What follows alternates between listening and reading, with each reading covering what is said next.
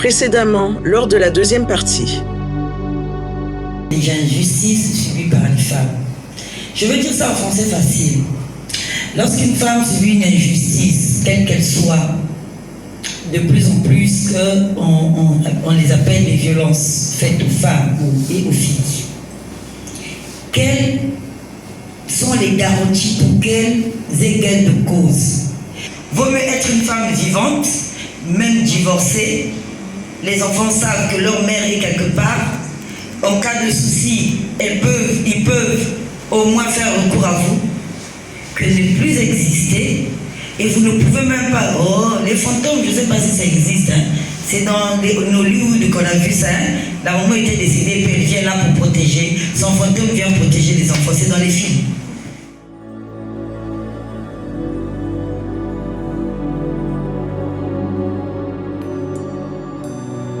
Au cœur de cette troisième et dernière partie, Madame Edrine Samba, chef d'entreprise, promotrice de la manioquerie du Congo, est intervenue sur le sous-thème relatif aux actions et stratégies pour renforcer l'autonomisation de la femme entrepreneur.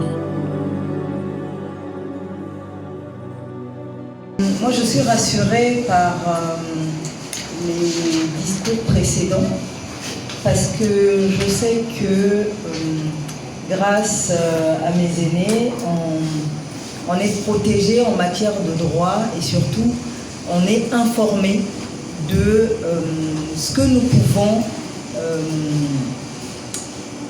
pouvons demander en fait en justice et en droit. Et pourquoi je suis rassurée? Parce que j'ai la lourde tâche de développer sur l'action et les stratégies pour renforcer l'autonomisation de la femme entrepreneur. Donc je vais dissocier femme et entrepreneur parce que c'est déjà femme en général et entrepreneur parce que je le suis. Pourquoi je suis rassurée? C'est que dans mon activité, je rencontre beaucoup de femmes qui d'abord ont des soucis justement qui ont été évoqués précédemment et qui ont du mal des fois à se défendre.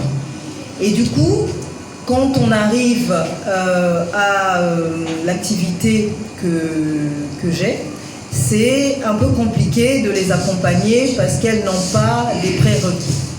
Donc, pour me présenter très brièvement, on me connaît par la manioquerie du Congo parce que j'ai développé une usine de transformation agroalimentaire et notamment mettre en valeur et innover le manioc. Mais au-delà de ça, j'ai été assistante sociale en psychiatrie et ailleurs. Et donc, quand je suis venue, j'ai été confrontée justement à des soucis d'accompagnement. En fait, je voulais exercer dans mon domaine. Et du coup, j'ai été confrontée à des soucis de prise en charge sociale une fois qu'on rencontre une victime et qu'on n'a pas d'endroit ou de suite de prise en charge. Et non seulement suite de prise en charge, j'ai découvert à ce moment-là aussi que finalement, nous femmes, on pouvait être aussi nos propres freins. Parce que, comme nous disait Maître, c'est que on voit l'injustice, mais souvent, la personne victime n'est pas consciente d'être victime. Ça, c'est la première fois. Et elle se rétracte vite parce qu'elle se rend compte que autour d'elle, il n'y a pas de soutien. Aujourd'hui, dans l'entrepreneuriat, ce que je peux souvent mettre en avant comme violence, c'est la violence économique. Alors, la violence économique, elle est très difficile parce que... Alors, elle est très paradoxale aussi. Parce qu'on nous dit dépendre des hommes, mais pourtant, la femme, c'est celle à qui on demande 100 francs quand plus personne n'a rien.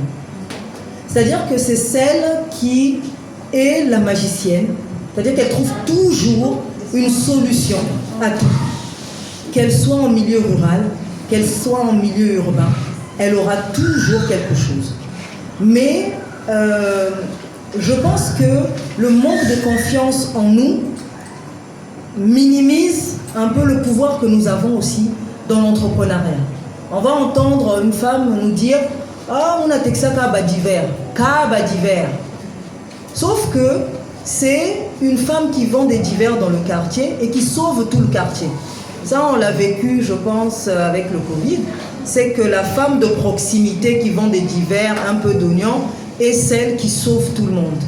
Mais nous minimisons un peu le travail que nous avons. Et pourquoi la violence économique? C'est que parfois, souvent d'ailleurs, la femme, c'est celle qui doit s'adapter. S'adapter au mariage, s'adapter aux grossesses, s'adapter aux venues des enfants et s'oublier aussi. Donc on s'oublie financièrement, donc on va parler d'entrepreneuriat, mais on s'oublie aussi au niveau des salaires. Donc ce n'est pas que de l'entrepreneuriat, c'est qu'au niveau des salaires, on accepte finalement de ne pas gravir des échelons, tout simplement parce que on nous impose des fois le rôle de partir plus tôt parce que nous sommes celles qui devons récupérer les enfants, celle qui doit arriver à la maison pendant que monsieur prend sa bière avec ses amis parce que lui il a besoin de se décompresser. Et donc nous devons arriver les premières à faire la cuisine parce que c'est à nous à qui on va demander à faire la cuisine. Mais quand bien même on a des dames de ménage, on a des personnes qui nous aident, c'est nous qui devons gérer ce que nous allons décider de manger, l'organisation. Donc, on va dire que au niveau de cette violence économique, forcément, quand il y a des violences, du harcèlement, on a du mal à quitter le lieu où nous sommes, dans le mariage par exemple, parce que tout simplement, comme disait Maître, nous ne savons pas où aller, nous ne savons pas quoi faire, parce que nous n'avons pas appris à être indépendante, parce que être indépendante, c'est être égoïste. C'est-à-dire qu'on associe l'indépendance d'une femme, la femme célibataire, à une femme égoïste qui ne pense qu'à elle. Et donc, pour ce faire, nous restons un peu dans cette violence-là et nous nous adaptons. Et donc, nous avons aussi ce pouvoir-là de pouvoir garder silence. C'est-à-dire que le silence et la discrétion est pour nous on va dire, une sorte qu'on a développée pour tenir. Sauf que, je n'ai pas les chiffres, mais de plus en plus, on entend des décès de femmes. Je n'ai pas les statistiques, donc je ne pourrais pas les confirmer, mais tous les jours, que ce soit dans les réseaux sociaux, c'est l'impression que j'ai, c'est qu'il y a plus de femmes décédées que d'hommes, en proportion. Et souvent,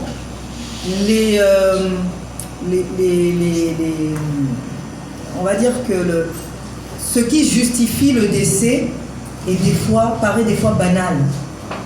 C'est-à-dire que des fois, c'est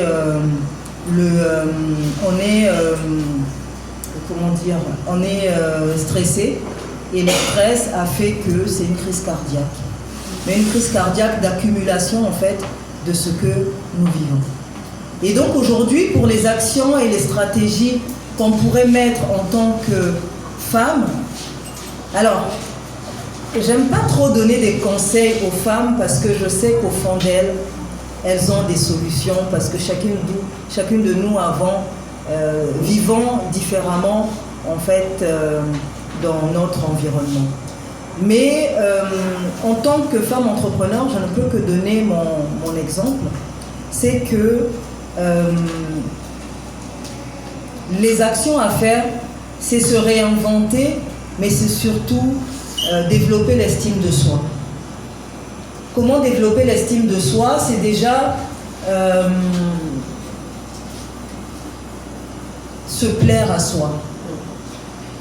Se plaire à soi vous permet surtout de faire ce qui vous plaît, pas ce que la société veut que vous fassiez.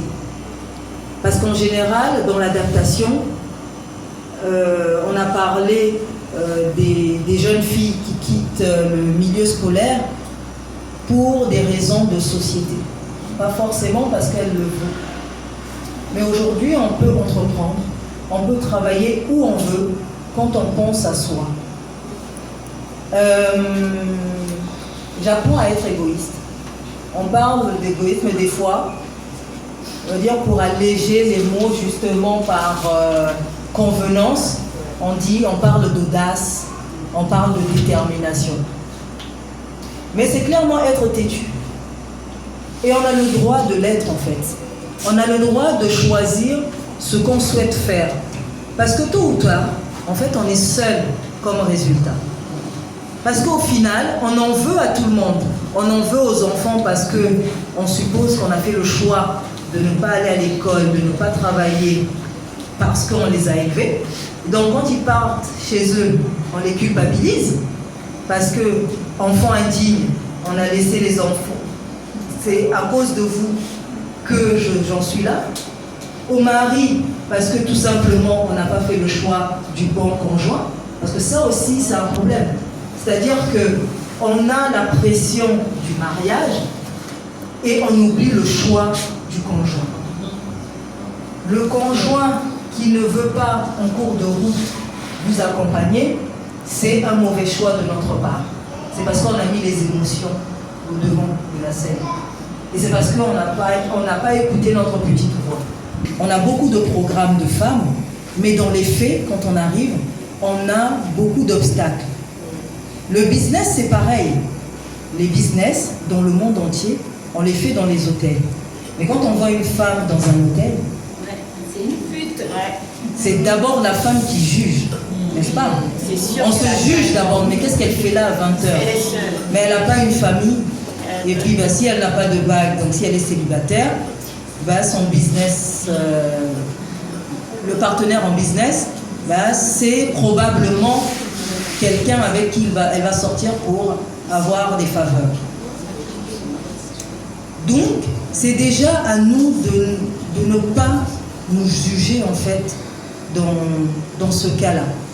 Et sincèrement, offrir à une femme de l'argent, offrir à une femme des défis, c'est en fait multiplier par 1000 l'occasion de réussir. Est-ce qu'il y a quelqu'un d'autre qu'une femme qui peut être enceinte et qui accouche? C'est-à-dire la femme est un four et puis un enfant sort. La femme, c'est l'éducation. La femme, c'est celle sur qui on tape sur la tête parce qu'un enfant n'a pas été bien éduqué. C'est nous qui éduquons les hommes, c'est nous qui éduquons les femmes. Donc, nous pouvons aussi gérer les entreprises. Donc, vraiment, chères femmes, chers hommes, donnez cette opportunité aux femmes.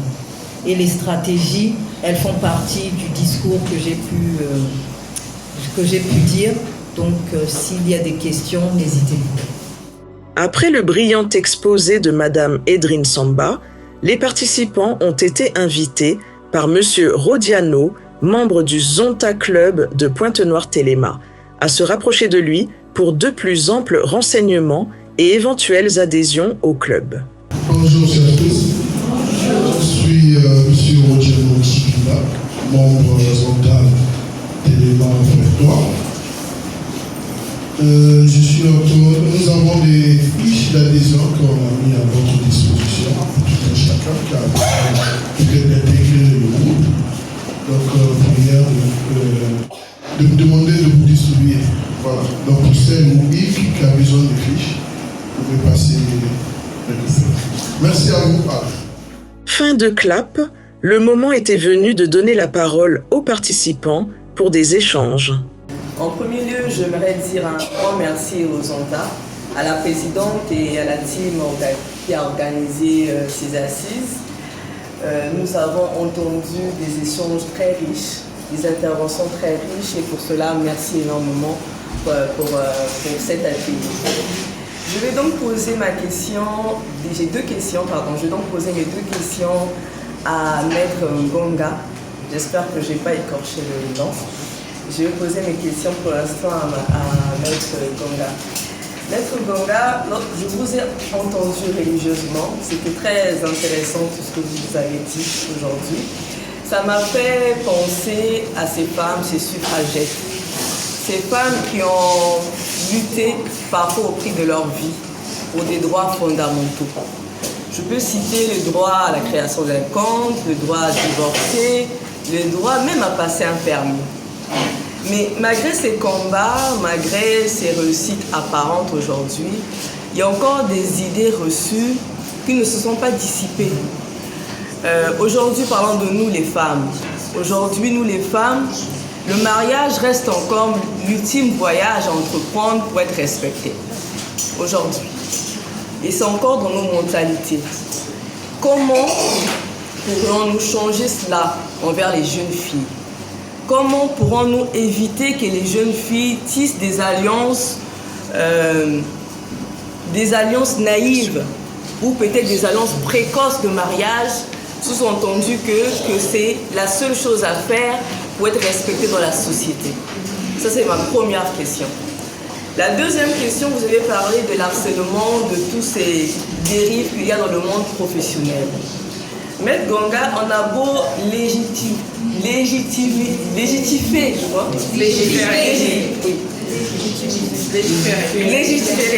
merci. On a beau sur la question de parité, mais nous sommes tous d'accord que les inégalités de salaire à compétences égales persistent en entreprise. Aujourd'hui, comment pouvons-nous régler ces problèmes? Je pense à mon sens que même la loi n'arrive pas à régler. Comment aujourd'hui pouvons-nous changer les choses pour ces femmes-là qui ont des compétences égales avec des hommes mais qui n'arrivent pas à percevoir les salaires à leur valeur?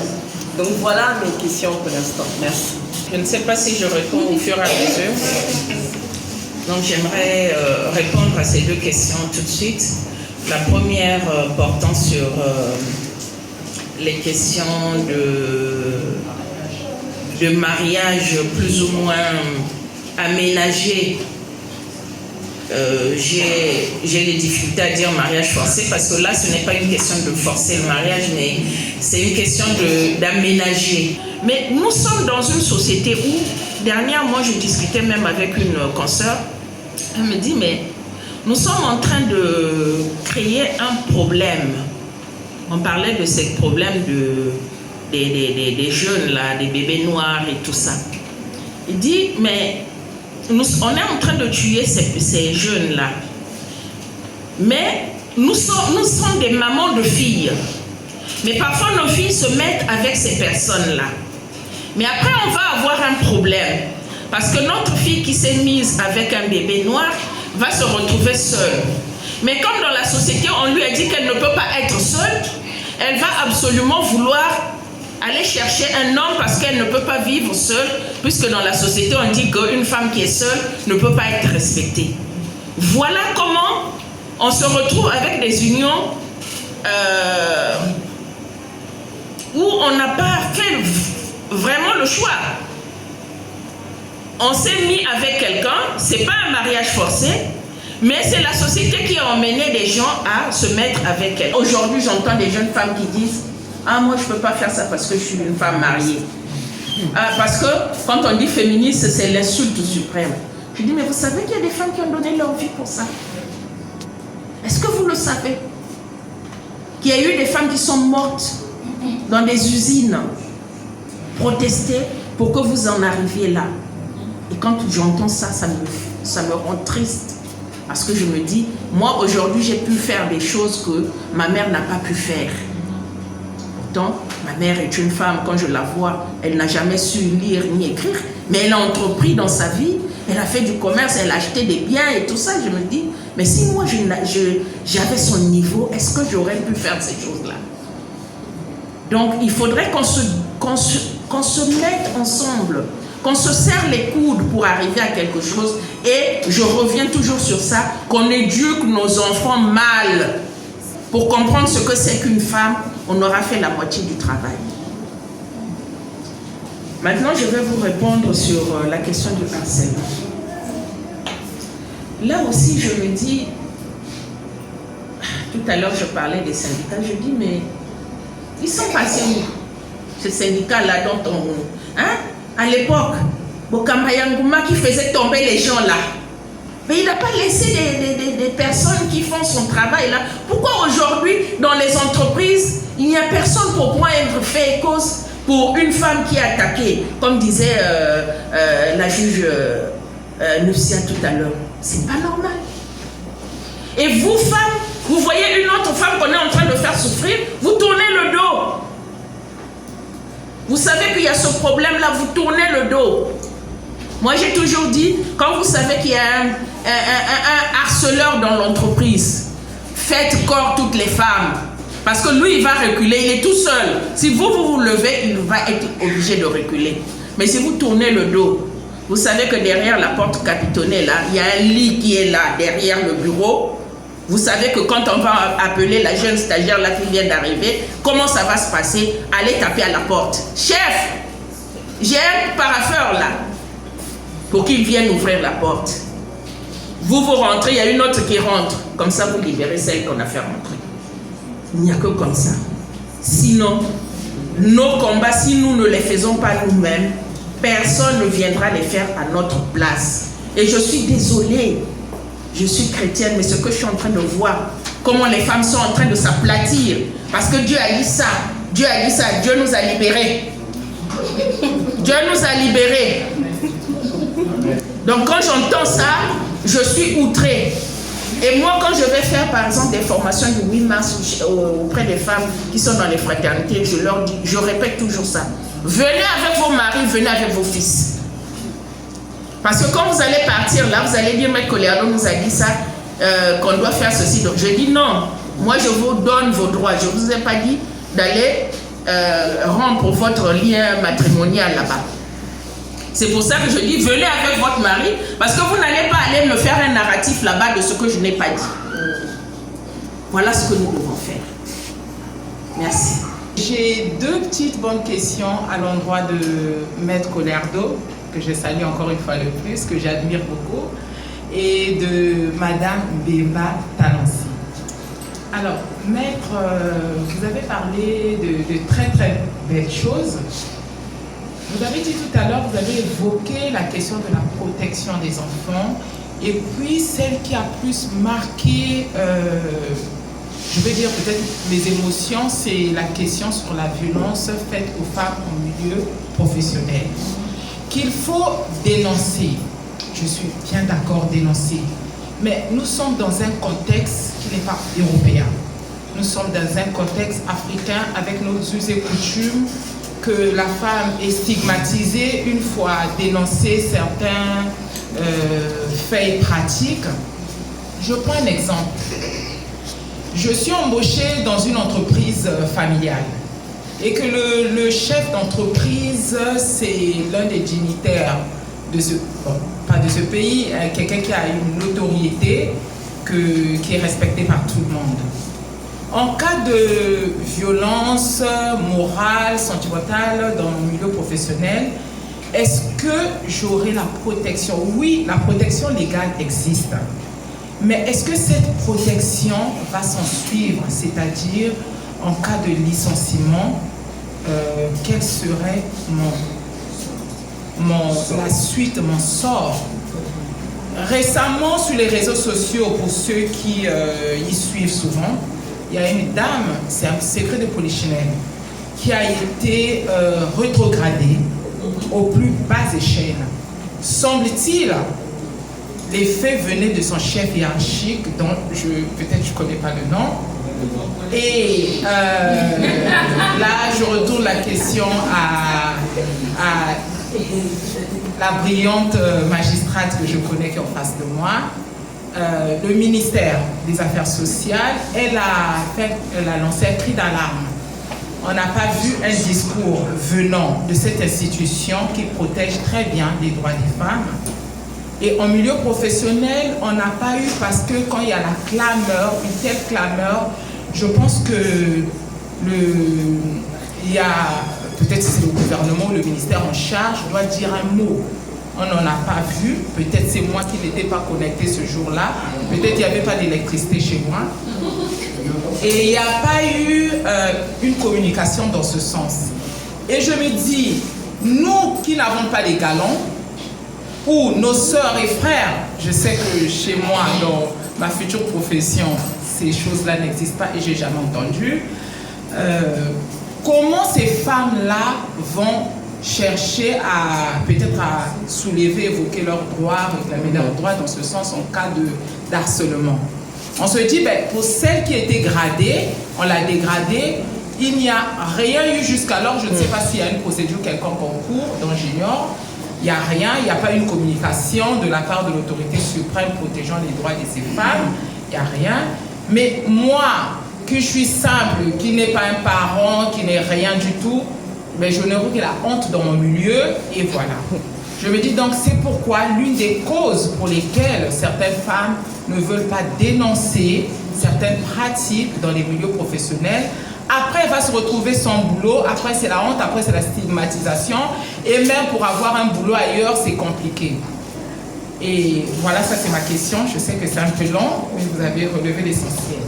Et à Madame le juge, une toute petite question.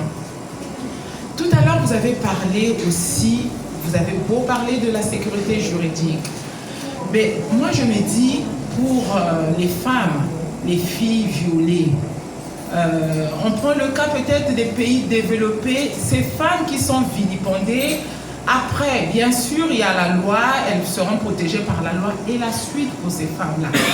Vous avez parlé de madame de l'association Sodios, qui aurait peut-être des habitations ou des structures pour loger ces femmes, mais c'est pour pendant combien de temps? Dans les pays développés, on a vu, on le sait peut-être tous, qu'il y a des foyers.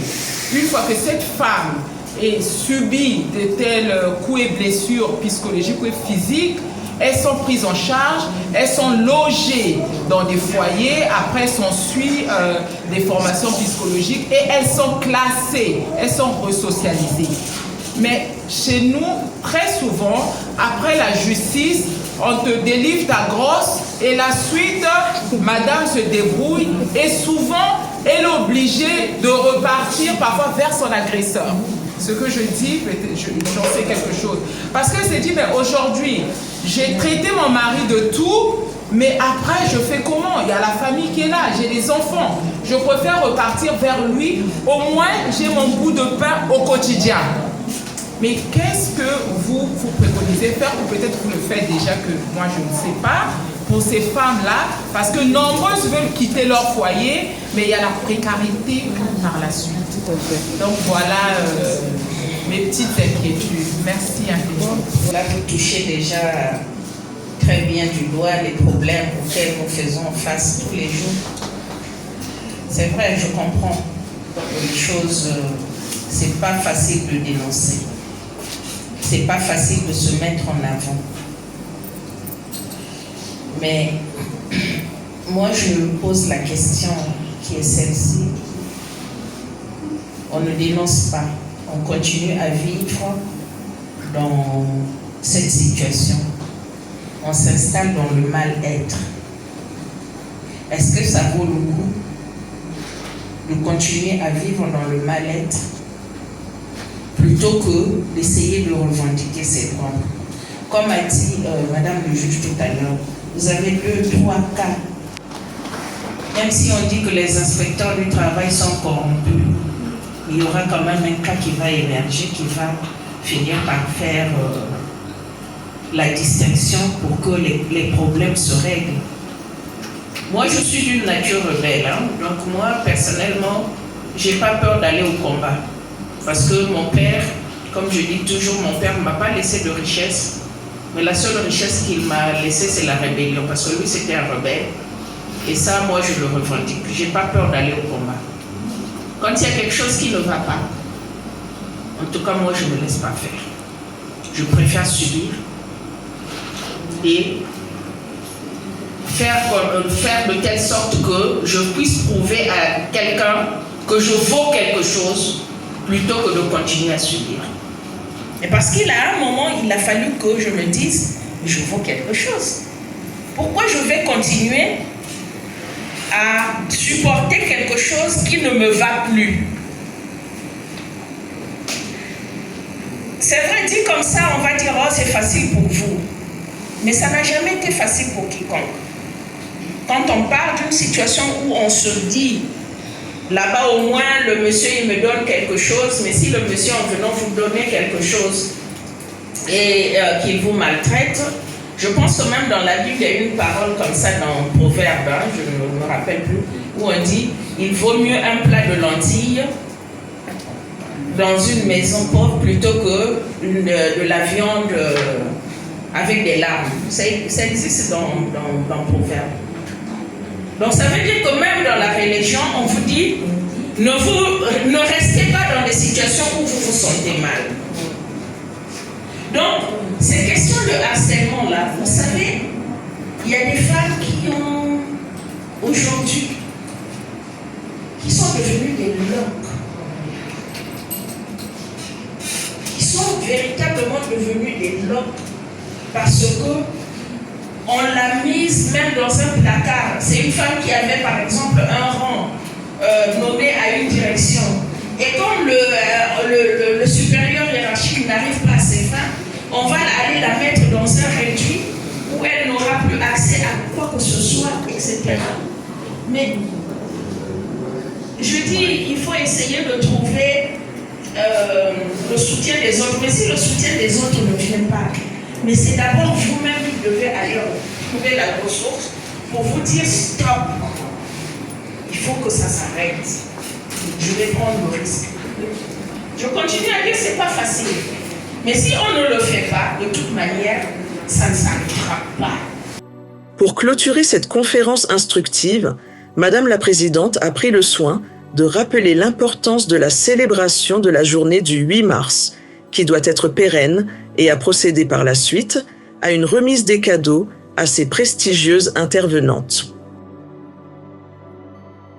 Au terme de ce terme qui était relatif à ce 8 mars de cette année, droit, justice et action, la situation des unes et des autres ne saurait changer si on n'ose pas. Maître Colerdo l'a dit. Madame Béba l'a dit aussi, dans d'autres mots, et sur le point de vue entrepreneurial, il faut oser, il faut briser le plafond de verre. Dans l'inaction, si vous n'osez pas dénoncer, oser, ça va être quoi? Dans la dénonciation, dans justement, comme l'a dit aussi Clémence avec ses mots, changer, engager des actions pour changer sa situation, entreprendre, dénoncer parce qu'il existe des garanties offertes par la loi. Ici, ça a été rappelé, parce que je suis certaine aujourd'hui que davantage, je vais faire une petite parenthèse, parce que j'ai constaté que la proportion de femmes ou d'hommes qui s'intéressent vraiment à la question des droits des femmes et des droits humains en général est infime quant à la proportion des personnes qui disent s'intéresser mais qui ne s'y intéressent pas dans le fond. Je le dis pourquoi? Parce que vous avez pris votre temps un samedi, ce samedi pour être là, et j'ose espérer que vous saurez au sortir d'ici des vecteurs pour justement partager le message et inciter, vulgariser d'autres femmes et d'autres hommes. Donc grand merci à vous pour avoir été présents. Mes sincères remerciements, comme disent les Ivoiriens, mon merci ne finira jamais. Vraiment, mon merci ne finira jamais pour vous tous. Mais surtout pour nos intervenantes qui ont pris le temps.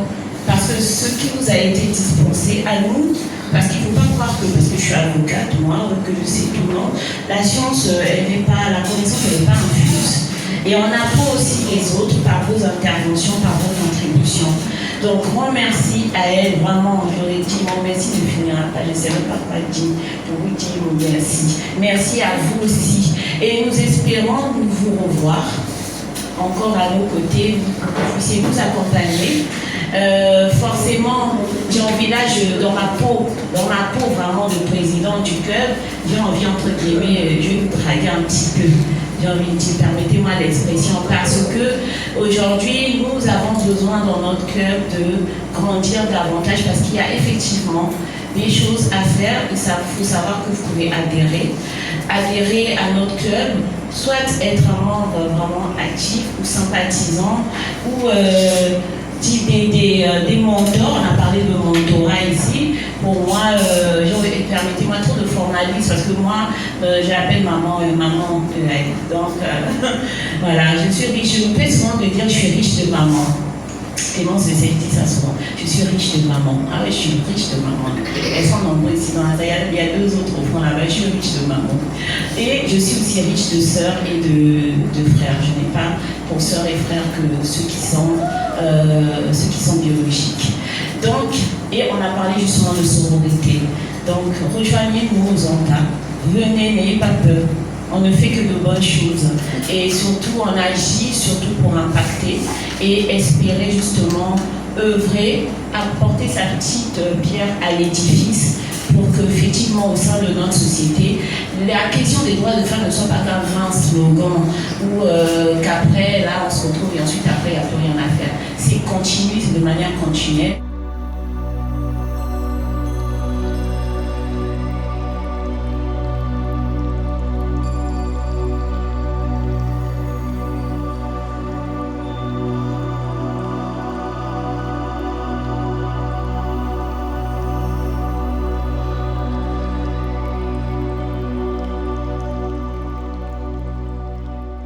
Enfin, après ces moments bien nourris, place à la photo de famille, au cocktail et au réseautage. Merci beaucoup. Ça a été pour nous un devoir et un réel plaisir de pouvoir être ici pour cette conférence sur les droits des femmes. Nous avons intervenu particulièrement sur les garanties en cas de recours en matière de protection justement des femmes. Et au regard, à la lecture des questions qui ont été posées, de nombreuses questions, on se rend compte que c'est une question qui préoccupe vraiment la Congolaise lambda. Et j'ose croire que nous avons donné les réponses nécessaires pour que dorénavant, chacun puisse savoir comment se comporter devant un certain nombre de faits pouvant être qualifiés de violences faites à la femme ou à la fille, et ainsi permettre que chacun mette sa pierre à l'édifice. Nous espérons que autant les ONG, autant les diverses associations de lutte contre les violences faites aux femmes et aux filles, que les institutions publiques, à Pointe-Noire ici, je voudrais parler de la direction départementale de la promotion de la femme et de notre point focal, SODIOS. Eh bien, j'espère que chacun va se tenir la main pour que les quelques cas qui ont été signalés puissent être pris en charge. Et nous assurons aux Zonta Club Téléma de Pointe-Noire de notre coaching, de notre accompagnement. Chaque fois que cela sera nécessaire et qu'ils le désireront, nous serons là pour participer ensemble à cette lutte. Je suis Nathalie Madunga, déléguée médicale. J'ai connu le Zonta par Maître Philippe, qui est aussi une amie d'enfance, d'école, on a fréquenté ensemble. Et il y a longtemps qu'elle m'avait parlé du Zonta, mais j'hésitais. Déjà face à mes responsabilités et autres, elle m'a vraiment convaincu, cela 2-3 semaines, de venir faire partie du Zonta parce que déjà moi-même j'ai une aspiration de vouloir aider. Et depuis toute jeune, j'ai toujours voulu avoir une maison d'accueil pour accueillir les orphelins, pour en fait défendre une cause. Et elle m'a dit pourquoi pas venir écouter et voir ce que ça donne. Si c'est intéressé, j'intègre. Et vraiment j'ai apprécié l'intervention de 3 grandes dames. J'ai beaucoup appris Et finalement, j'ai intégré Zonta. J'ai rempli ma fiche d'adhésion. Merci. Bonjour, je m'appelle Prince Diam Nyanzambi. Je suis venu prendre part à l'activité de Zonta Club Téléma. Je suis pratiquement en ma 3e participation. J'apprécie bien ce que le Zonta fait parce que ça m'a permis à m'ouvrir sur certaines choses concernant les droits des femmes et des enfants. Et en tout cas, j'aimerais bien qu'ils continuent à pouvoir organiser ce genre d'activité afin que nous puissions avoir un plus. Surtout, nous les hommes, nous ignorons pas mal de choses. Pour comment traiter nos femmes, nos sœurs, etc. Pas seulement dans la famille, même dans la rue, au niveau du boulot et tout. Et vraiment, merci aux Zonta, parce que à chaque fois que je viens, que je participe à leurs activités, ben, j'ai un plus, quoi. Je ressors avec un plus. Merci.